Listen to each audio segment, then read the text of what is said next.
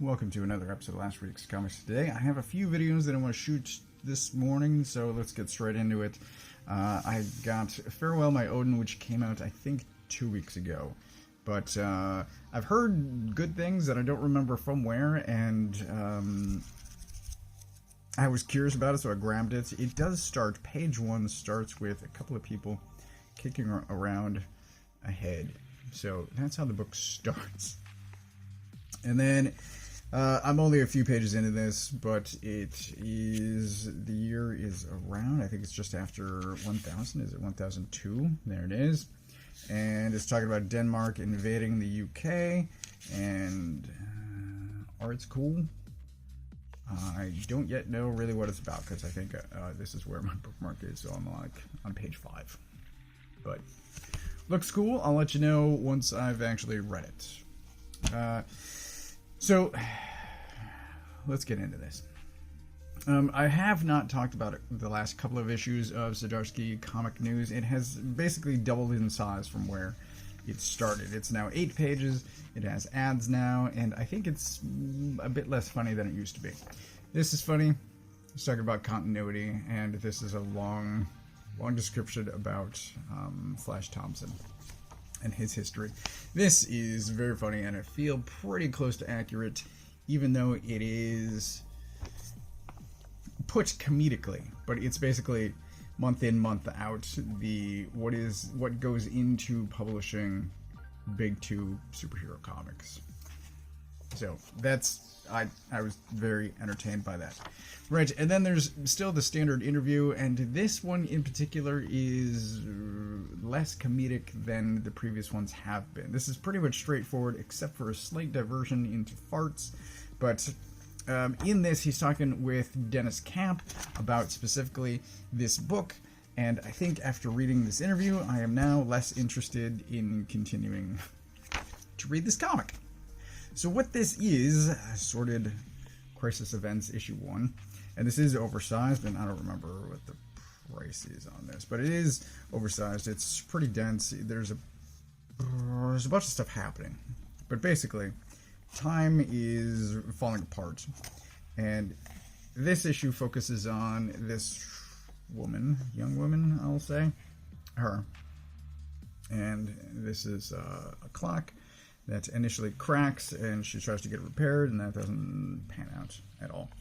But I said time was falling apart, and at the same time, outside of her apartment are various movies being shot on a daily basis, and so every morning she wakes up to something different going on, but then also there are these time events, temporal phenomena. And they're like, this guy is actually from the future, I think. Possibly the past. But, yeah, things from the future and the past are colliding in what is, I'm just going to say, the present, maybe the near future. This guy gives me Shaolin Cowboy vibes. The art's good. I like the art. I was hesitant about this because of Dennis Camp, and I have not read an actual issue of Marvel's The Ultimates, but I've read the preview pages for every issue, and I'm like, this is not good. And for some reason, I keep reading the preview pages, because I'm like, somebody sees something in this, and I don't know what it is. And then Camp also wrote the first issue of Absolute Martian Manhunter, and I heard that wasn't good either, although art looks great.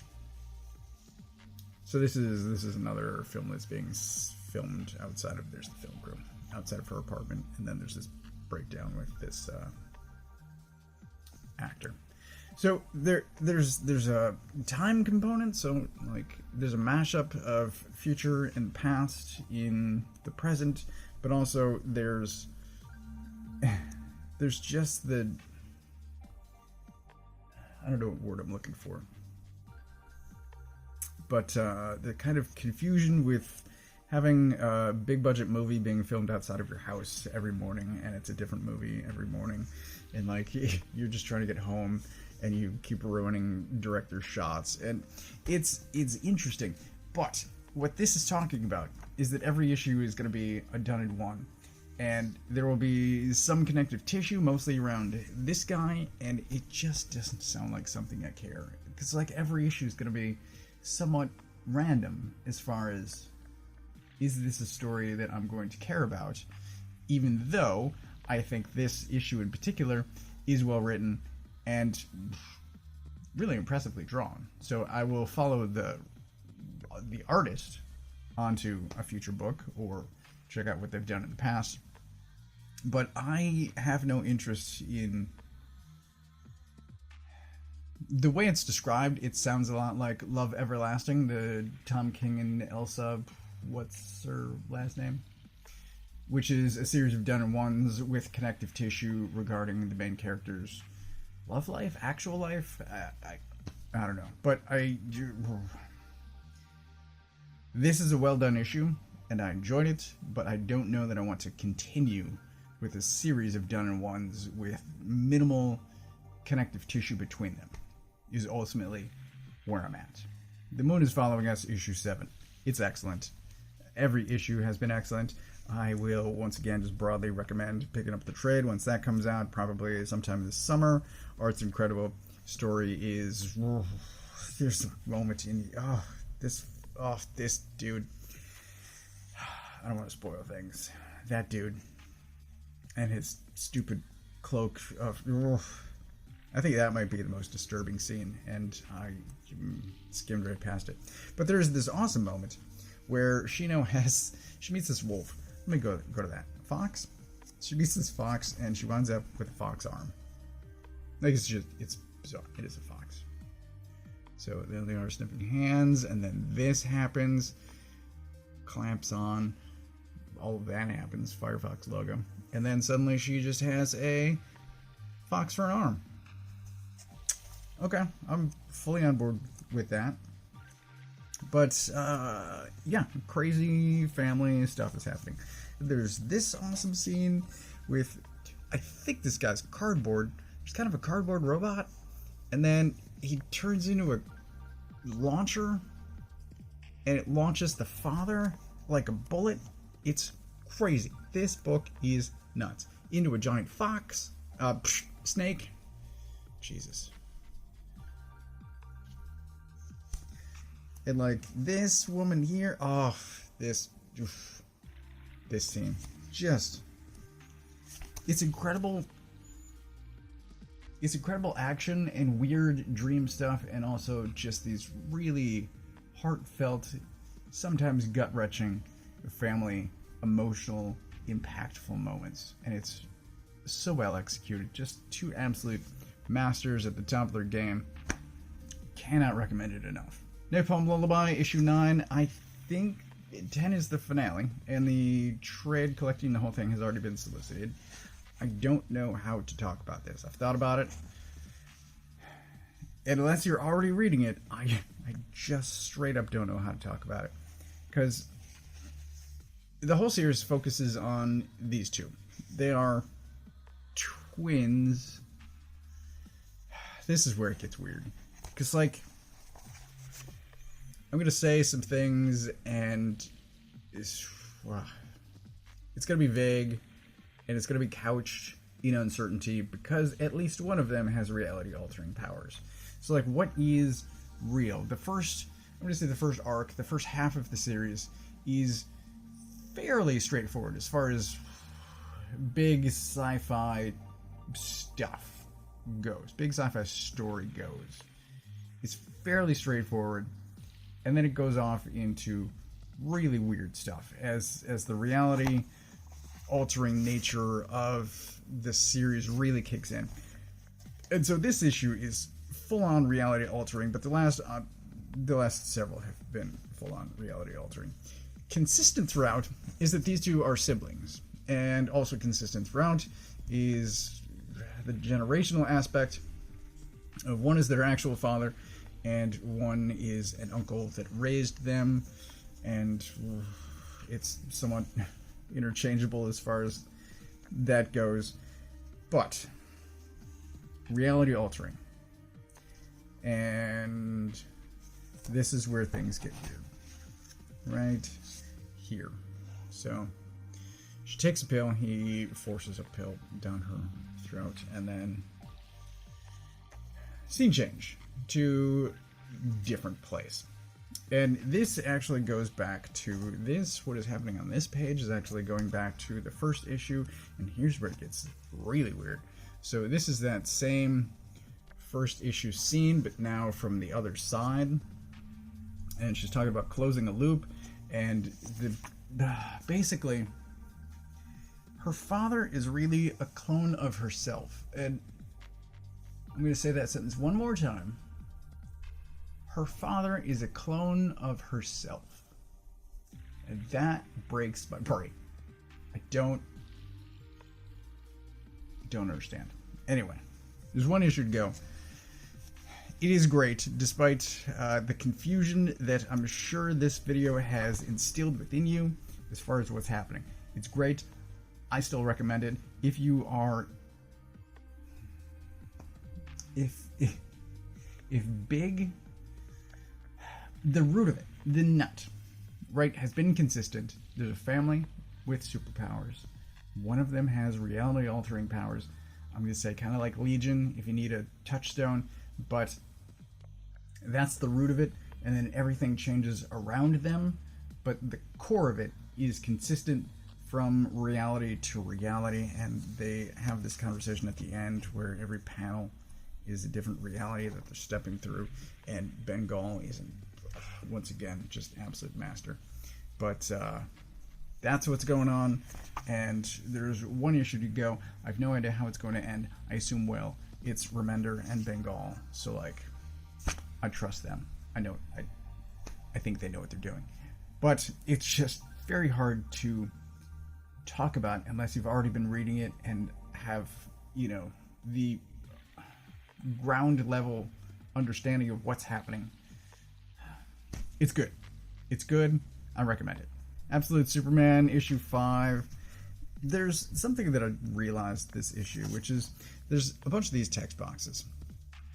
And I don't remember previous issues. I remember there was one where it was basically Lois narrating. She was sort of writing a report, but it was a weird report. And I don't remember how many of these text boxes have been in previous issues, but this very much feels like Kal-El is telling a story. He's telling a story, and I don't know if this is like written or if he's telling us verbally or if that's not the case at all, but it feels written like it's a story in universe, not directly at us. And I'm wondering if that's the case, one, and also who is he telling this to? Is he on Earth writing an article? Is he writing a book? Like, what? I don't know. So there's a bunch of crazy stuff. Basically, this is the issue where Krypton blows up. And he escapes, I'm going to say, questioningly, because I don't know if anyone else escapes. A ship is built that can fit more people. So it's not just him initially, but then again, Krypton explodes, and it's uncertain how many people actually got off. He describes that only his ship made it, but there are these other ships, and he says that none of those made it off, and there's a bunch of like social unrest surrounding that. And I'm trying to find the page. There's a page early on, maybe it's earlier. Basically, these are all the people that his parents were going to fit on the ship, and their ship takes off, but then for a third time, planet explodes. By the way, spoilers, Krypton explodes. And it's uncertain how many other ships besides his make it off. So I don't know. But I think next issue is focusing on Smallville, so we're going to find out, presumably, this version of Kal-El and his connection to Smallville, and I'm interested in that, and it's still well written, excellently drawn. I'm a fan of this. Arid's doing an amazing job on this. I recommend this as well. Mine is A Long, Lonesome Grave. This is issue 2. of 4. I just signed up for the other 2 issues. We begin on this guy who was killed at the sort of, I think, both beginning and end of last issue. The first issue. And this is basically a small town revenge story with some supernatural stuff going on as well. It's kind of, I think, Justin Jordan's wheelhouse. Small town revenge. But it's really good. I'm enjoying it. There's one guy who is dying, and he's trying to take out some other people before he dies, because he's kind of been cursed. And if he can get to the source of the curse before he's dead, then he can maybe stop it. And I don't know if that's going to happen, because that's not how these things usually go. Nobody really gets a happy ending, except, I think, for his daughter who left town. Maybe. We'll see if she shows up again. But, yeah, this is good. I don't have much else to say. If you're interested in just a tight... Oof, my throat. If you're interested in just a tight, concise, contained story that's not reality-altering siblings, then it's good. Can't really go wrong. Check out Justin Jordan. And I don't know Chris Sheehan, but also good artist. Transformers 18. I want to start by just saying that I absolutely love this cover. If this were, I mean, I imagine the original has already sold, but this would be incredible. Just to have on the wall. I love Bruticus in general, but the way this is drawn, just top notch. Top notch. So we start on Cybertron, and I didn't show you last issue. I mentioned that a new character had been created. This is him there. He transforms into a van, because of course he does. And Shredhead is his name. He winds up chopping through some 4th rank Seekers. I initially saw this image and I thought this was Blitzwing. Blitzwing? Yes. I thought this was Blitzwing, and I'm like, holy shit. I didn't expect that, but no, it's, I don't know if they're named, like Smog and Heat Haze or something. I don't know. It's random Seekers that are left on Cybertron, not the main Seekers or even the secondary Seekers. But, so, this guy shows up, just wrecks house for a bit, and then the mostly wrecked Autobots are like, hey, maybe we have a chance here. Plot C, maybe, is Ultra Magnus. RC went in search of Ultra Magnus, who just took off like a bolt the first time he saw combat again. That's something that I've been, that I didn't mention. But, Ultra Magnus, he just wanted to be left alone. He built this, like, fortress, really, out of sticks for himself, except it didn't last long. I love this. Holy cow, that's an incredible panel. But yeah, humans show up and wreck shit, because that's what happens. That's really well done. Like, just every page of this is incredible. This, yikes. So, nothing good can come of that. Humans in possession of Ultra Magnus. The Bruticus and, I almost called them Constructor, Devastator fight is still going on. Cities are just being toppled.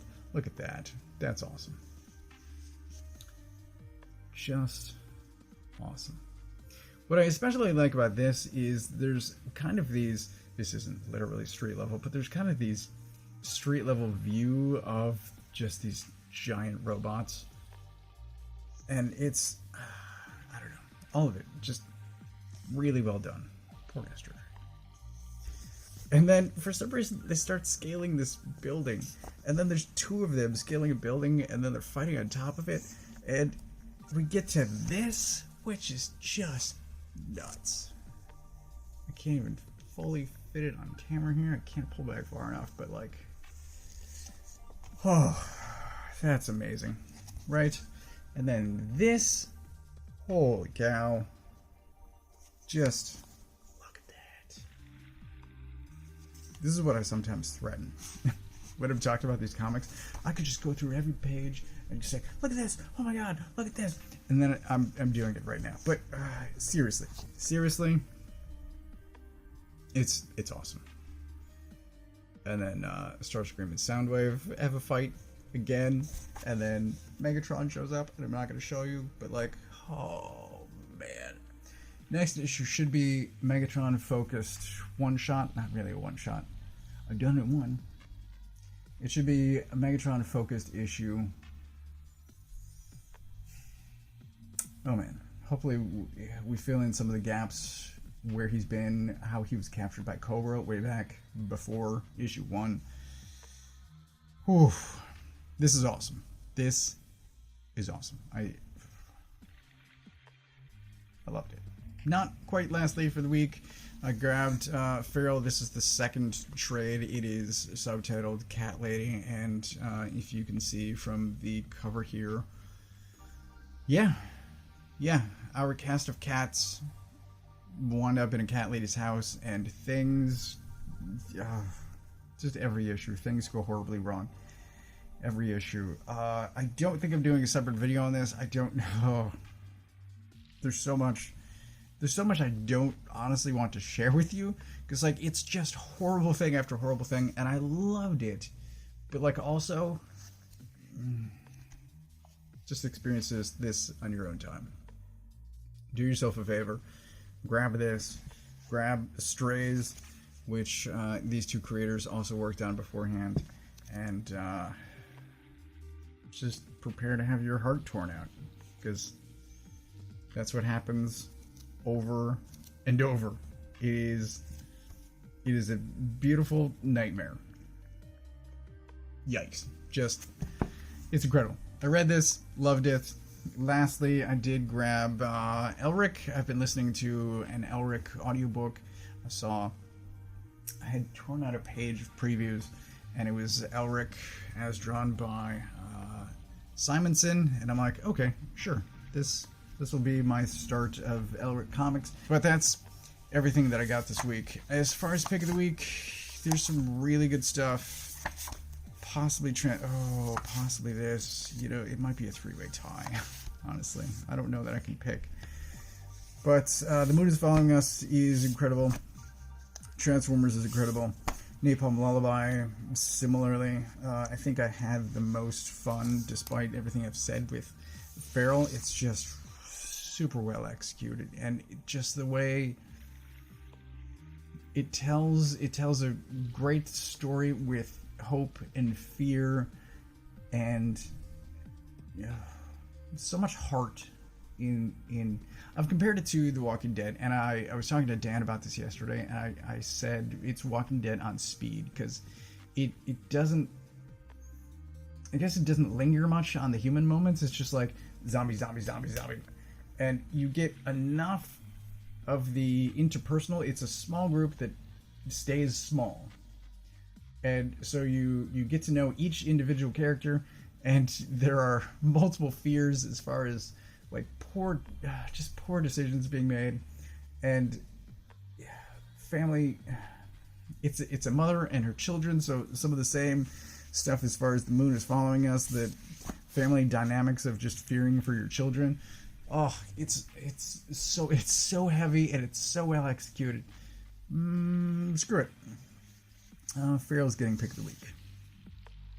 First time ever. Trade gets pick of the week. It's really well done, but also horrible. So that's everything that I got this week. I got everything except for Elric from my local comic shop. If you don't know where yours is, you can use this URL to find the one closest to you. Thanks for watching.